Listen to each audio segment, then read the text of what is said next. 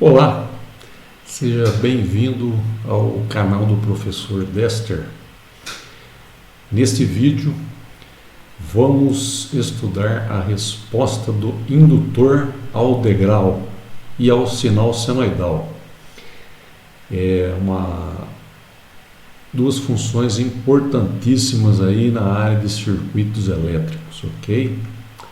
Vamos lá.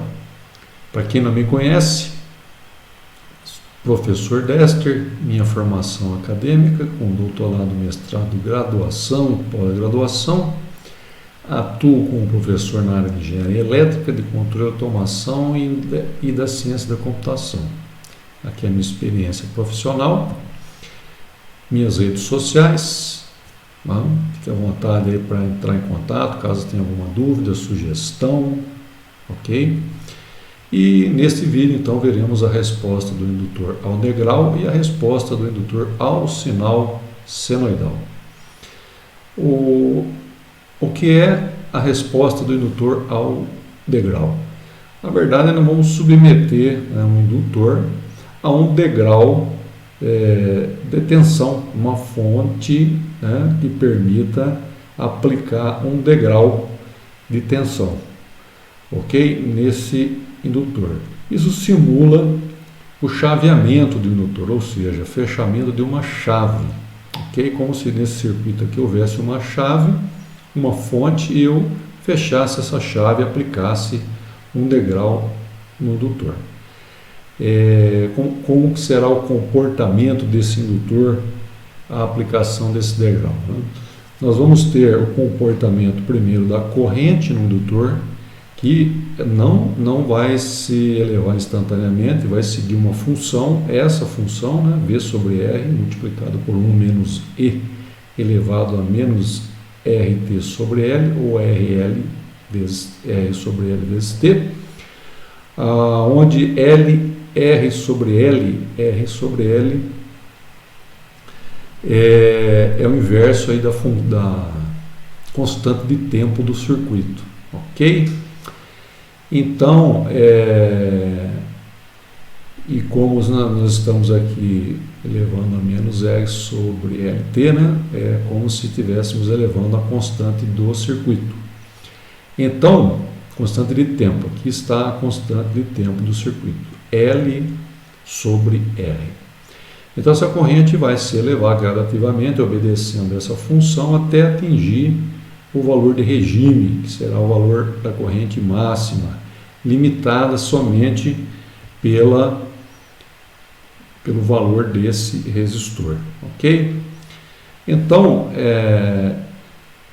o comportamento da tensão aplicada no indutor, ele tem um comportamento, vamos dizer assim, quase que oposto, não seria oposto, mas seria um espelho do comportamento da corrente, ou seja, a tensão vai partir de um valor máximo que vai ser limitado novamente pelo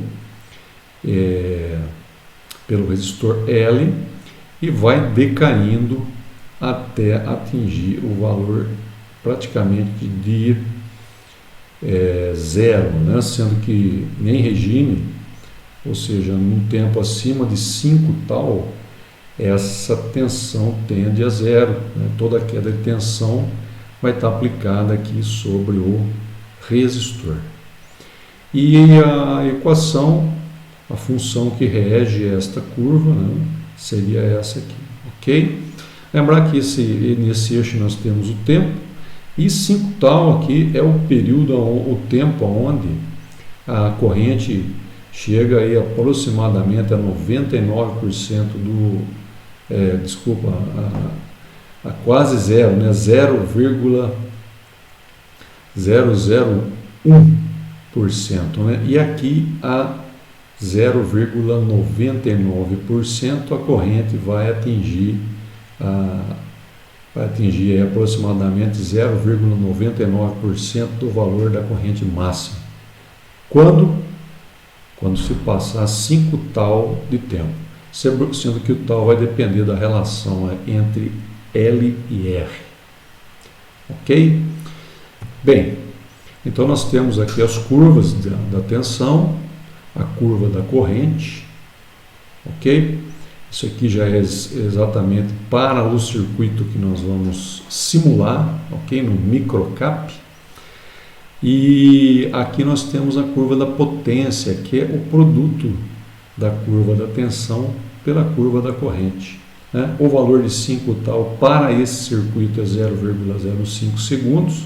E nós podemos observar que aqui no gráfico está totalmente coerente com a resposta do sistema, ok? Ou seja, bem próximo de zero aqui é o valor da tensão e é bem próximo aqui de 1, que é o valor da corrente de regime, ok? Em seguida nós vamos ver a aplicação de um sinal senoidal nesse circuito, uma fonte de tensão senoidal, e a resposta vai ser exatamente essa, onde aqui eu tenho o valor da tensão, né, variando no tempo, a função da tensão e a função da corrente. Como nós temos um circuito bastante próximo de um circuito puramente indutivo, né, sendo que o valor da resistência é bastante baixo, essa defasagem angular entre as duas ondas vai ser de aproximadamente 90 graus, desculpa, ou π sobre 2, ok? Vocês vão poder ver na simulação, que eu vou mostrar como que a gente vai medir essa defasagem angular lá na simulação. Tá certo? Bem, então é isso. Havendo alguma dúvida, entre em contato, envie uma mensagem no próprio vídeo do YouTube ou pelo site, lá no meu site tem o meu e-mail, no LinkedIn ou até mesmo no Facebook. Dúvidas ou sugestões aí de melhoria, de alguma proposta de vídeo, certo? Então aqui agora nós vamos para apresentar a simulação no nosso microcap, ok? Então aqui já temos aqui a tela do microcap, com o circuito desenhado. O desenho desse circuito no microcap é bastante simplificado. Temos aqui no canal, tem um outro vídeo que eu fiz especificamente para mostrar como fazer esse desenho. É bastante simples, né? Dá uma olhadinha no outro vídeo que você vai conseguir fazer esses desenhos esquemáticos com bastante facilidade. A mudança dos valores das especificações de cada um dos componentes, dando um duplo clique sobre o componente, o dispositivo ou a fonte, a gente tem como mudar os valores aqui, certo? Esses tempos aqui são os tempos do degrau, né? Ou seja, o degrau vai ter uma amplitude aqui de 1, certo? Um degrau de 1, e a duração, aqui eu coloquei uma duração bem, desculpa, a amplitude de 1 não, a amplitude de 10, tá certo? Como se tivéssemos aplicado um degrau de 10 volts. E coloquei a duração aqui bastante elevada, para que realmente se caracterize um degrau. E esses dois tempos aqui são os tempos de subida da rampa. Coloquei um tempo bem pequeno aqui, ok? Esse é o valor do resistor, facilmente eu posso mudar aqui, ok? Dando um duplo clique. E o valor do indutor também eu consigo mudar aqui facilmente. Muito bem. Então, partindo para a simulação. Bem, então aqui nós temos o tempo de simulação. Nós temos aqui o número de pontos, né? Quanto menor esse número, mais perfeita é a curva, mas também mais demorada a simulação. Cuidado para não colocar um valor muito pequeno aqui. No eixo X é o tempo, e no eixo Y nós temos aqui as expressões do que nós queremos apresentar nesses gráficos. No caso aqui eu coloquei L1, né? Mas se a gente clicar com o botão direito aqui do mouse, nós vamos ter acesso em cada um desses campos aqui, nós vamos ter acesso aos valores as variáveis que nós podemos colocar aqui, o valor da corrente no indutor, ou o valor da tensão no nó 1, na nó 1 no caso é o nó onde está o indutor, e o produto da tensão pela corrente que vai nos dar a potência.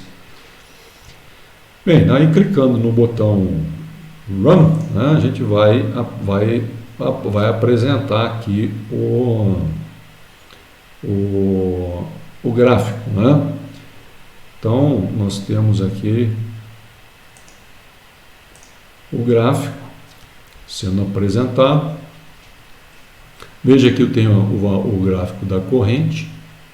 Esse gráfico é o gráfico da tensão, né? Corrente no indutor, tensão no indutor. Veja que ela tende ao valor de regime. E esse é o gráfico da potência. Ok? Conforme a gente já tinha observado aí o comportamento de cada um deles.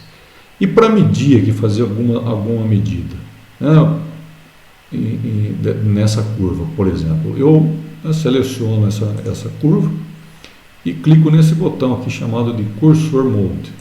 Nesse caso eu tenho acesso a um cursor, clicando com o botão esquerdo do mouse sobre, né, esta curva e arrastando, e eu vou ter condições de fazer algumas medições. Vamos colocar aqui o tempo PER, onde a gente acha que está bastante estabilizado aqui, né? Bem próximo do valor de regime. A curva foi subindo e chegou próximo do valor de regime, que seria 1 ampere.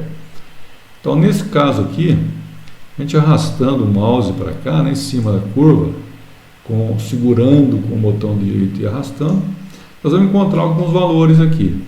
Veja aqui, ó, tem uma vírgula separando dois campos nesse boxinho amarelo, né? Essa caixinha amarela. O valor na esquerda corresponde ao tempo do eixo Y. E o valor à direita da vírgula, aqui nesse boxinho, representa a amplitude dessa onda. Ok? Então, se nós observarmos aqui, você pode verificar que está aqui 53, esse M significa mili, né? 53 milissegundos, e em segundos, né? 995 mili. Mili o quê?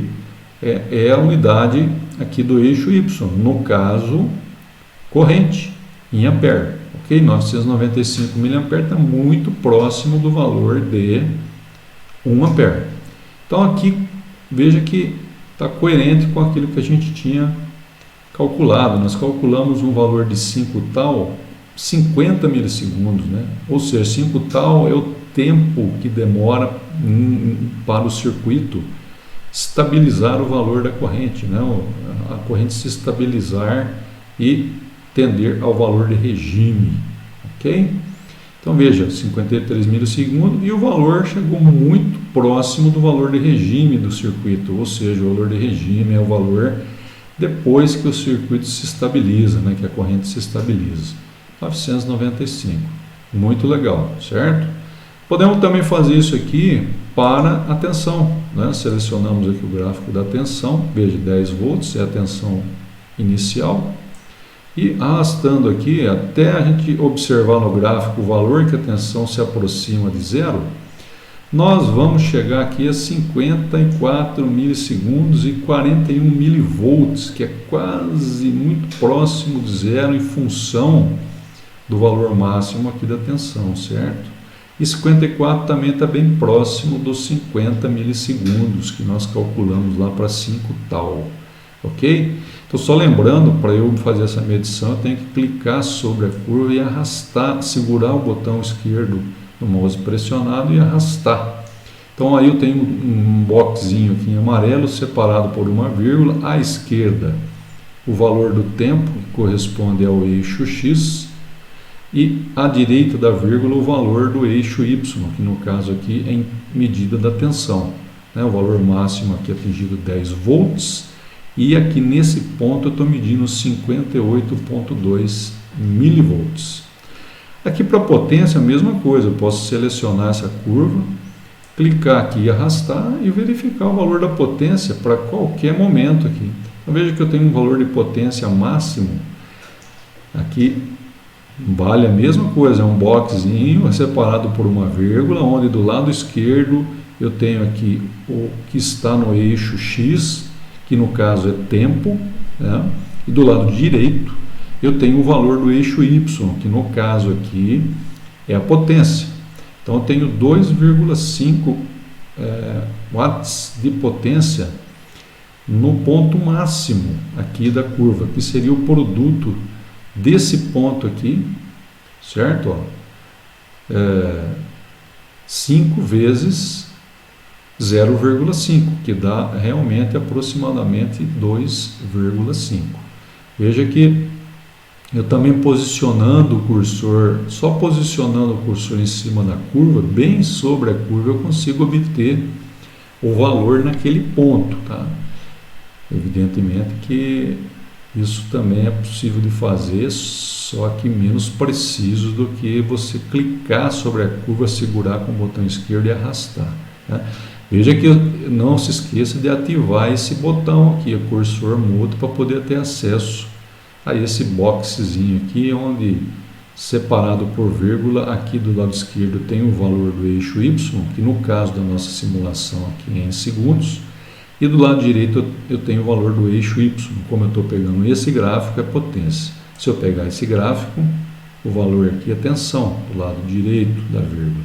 Se eu pegar esse gráfico, o valor do lado direito é corrente. Ok? Então é isso. Nós podemos agora partir então para a simulação do circuito senoidal, né? Da aplicação de um sinal senoidal aqui no circuito. Veja que é bastante semelhante aqui a simulação, né? Se você não souber como fazer, já falei, é só voltar naquele vídeo já comentei com você, né? É só voltar naquele vídeo que traz os fundamentos aí da utilização do microcap. Mas aqui para fazer a simulação, clica assim em análise, transiente, vai aparecer aquele boxezinho onde eu faço a configuração, que eu já mostrei como fazer. Clico aqui em Run. E aí nós temos as ondas senoidais de tensão e de corrente no indutor, assim como da potência, tá certo? Veja só o que acontece aqui, né? Como a gente viu, as ondas devem estar defasadas. Eu não posso fazer medições aqui naquele período transitório. Você está lembrado que nós temos aqui 5 tal para que o circuito se estabilize, ou seja, aproximadamente 50 milissegundos. Então a gente fazer a medida, se a gente fazer a medida daqui para cá, né, aí eu acho que a gente já está nós estamos numa região onde o circuito já se estabilizou, nós já estamos em regime no circuito. Então, mesma coisa, fazer a medição é clicar aqui no cursor Mode, seleciono a onda que eu quero fazer a medição, e venho aqui, né, aqui, veja. Vamos pegar esse ponto, né? Esse ponto é 0. 0 de tensão para essa onda senoidal, ou seja, a tensão aplicada aqui está com ângulo 0. Né? Aqui, como que eu vou medir o ângulo? Né?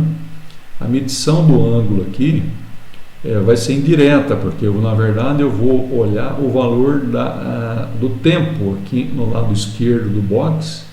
Mesma ideia, é um boxzinho separado com uma vírgula, lado esquerdo tem o valor do eixo X, lado direito o valor do eixo Y. Lado direito da vírgulazinha, que é uma vírgulazinha bem pequenininha, mas é uma vírgula. Né? Então, se eu colocar aqui bem próximo de 0, eu vou ter aqui o tempo de 62 milissegundos, que corresponde a aproximadamente 2... que corresponde aqui, né? Vamos ver aqui o tempo de 0, vamos colocar aqui o valor mais próximo de 0 possível aqui, na amplitude da tensão. Vale lembrar que a amplitude que eu coloquei de tensão aqui é de 377 volts, ok? Então se a gente vê, segura o mouse com o botão direito, arrasta, aqui no pico eu posso ver o valor máximo da tensão, 377 volts, ok? Então, o que eu quero observar aqui é a defasagem angular, que é o mais importante. Tá? Então veja, se eu pegar esse ponto aqui, que é o ponto de 0 da onda da tensão, eu vou conseguir saber o ponto de zero, ou seja, é melhor pegar o ponto de máximo, né, da tensão aqui, e aí eu vou olhar ali o valor dos milissegundos, 66,8 milissegundos, né, aproximadamente. Vamos pôr um pouquinho mais para cá, 66,6 milissegundos. Né? Aí eu vou olhar aqui, nesse ponto de máximo, para verificar a defasagem angular, porque essa onda atingiu um ponto de máximo antes dessa, ou seja, a tensão está adiantada em relação à corrente. Mas vamos ver quanto que está adiantado. Né? Em tese, deveria ser próximo de 90 graus. Vamos verificar. Então, vamos fazer a medição aqui, clico na onda, eu quero medir, botão esquerdo do mouse pressionado e vou levar aqui até o máximo. Então eu encontrei 70 milissegundos aqui no máximo. Então aqui eu estava com 66,7, 70. Então nós temos aqui 66,6, 3,4 milissegundos, tá certo? 3,4 milissegundos. Se nós imaginarmos aqui, essa onda tem uma frequência de 60 Hz, né? 60 Hz. 60 Hz, um ciclo de uma onda de 60 Hz tem 16 milissegundos. Veja aqui, se eu clicar aqui em cima, eu vou ver 16 milissegundos. Daqui até aqui é um ciclo. A partir daqui ela começa a se repetir. 16,6 milissegundos. Uma defasagem de 90 graus corresponderia a 1/4 desse ciclo, ou seja, aproximadamente 4 milissegundos.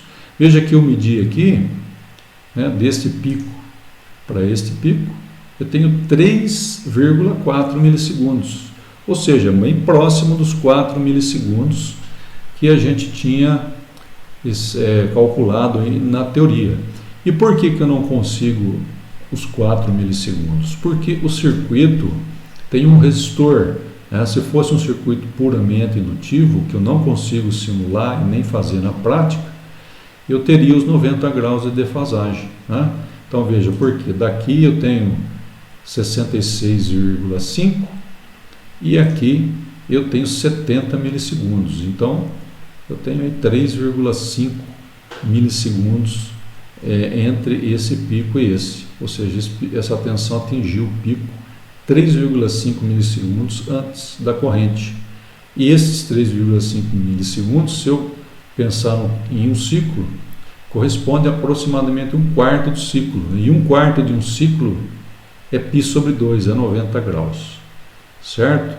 Então está aí confirmado a defasagem angular. E se eu quiser também medir a tensão, a potência, basta clicar sobre a onda e arrastar aqui o cursor, segurando o botão esquerdo do mouse. Eu vou ter o boxezinho aqui do lado esquerdo, o valor do eixo X, tem uma vírgula aqui, né, separando o lado direito o valor do eixo Y. Então, esse é o valor da potência, seria 2,1 kW. Ok? Muito bem. Então, esse é o nosso vídeo sobre a resposta de um indutor ao sinal senoidal e ao degrau. Se você gostou do vídeo, deixe o seu like, não deixa de se manifestar, coloque uma observação, uma sugestão de melhoria, uma pergunta, fique à vontade. Deixe o like, se inscreva no canal se for de seu interesse a área de engenharia elétrica e tudo a ela relacionado. Sempre estou postando vídeos aqui nesse sentido. Ok? Muito obrigado e até breve.